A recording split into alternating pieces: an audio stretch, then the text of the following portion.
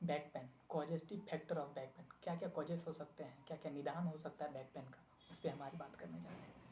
तो फर्स्ट निदान क्या है, कॉजेस क्या है, उस पर मैं आपको बात करता हूँ। धीरे धीरे मैं सीरियसली आपको बताऊँगा क्या 4-5 फैक्टर हैं जो कि आपको कॉजेस बनेंगे आगे चल के स्पाइन प्रॉब्लम, और ये एज के कारण भी होता है नो डाउट। तो हम धीरे धीरे एक एक करके हमको बताते हैं। पहला क्या है, इन्फेक्शन।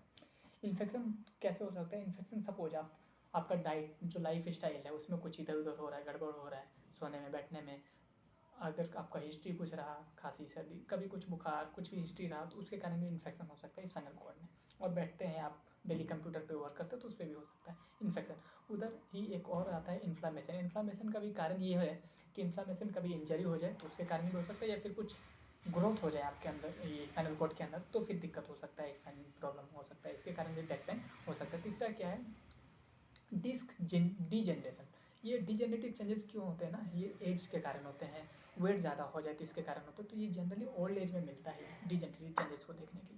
फिर चौथा इसका मेन प्रॉब्लम क्या है, ऑस्टियोपोरोसिस। ऑस्टियोपोरोसिस आप जानते हैं, ऑस्टियो मीन बोन और पोरोसिस मीन पोर, उसमें एक पोर बन जाता है, उसके कारण उसमें एक छिद्र बन जाता है, उसके कारण बोन के स्पाइनल बोन में वो छिद्र हो जाने के कारण स्पाइनल का प्रॉब्लम होता है, उसके कारण भी बैक पेन आपको हो सकता है। फिर क्या है, इसी में आपका आता है स्टेनोसिस। स्टेनोसिस मतलब जो स्पाइनल कोड का जो स्पेस है उसमें नैरो हो जाएगा स्पाइनल कोड, तो फिर उसके कारण भी बैक पेन आपको हो सकता है। उसका जो रास्ता है उसमें ब्लड सर्कुलेशन होता है, नर्व सिग्नल्स आता है, ये सब रुक जाएगा, उसके कारण भी आपको बैक पेन का हो सकता है। और इसी में आता है herniated disc. Herniated disc means hernia. Hernia means protrusion of any nerve artery, कुछ भी आपको आगे बढ़ के निकल जाए, या फिर नर्व दबा हो, वो कभी प्रोट्रूट कर जाए, कुछ आप हैवी वेट लिफ्ट कर रहे हैं या फिर कुछ हजार्डस एक्सरसाइज कर रहे हैं तो उसके कारण भी हो सकता है।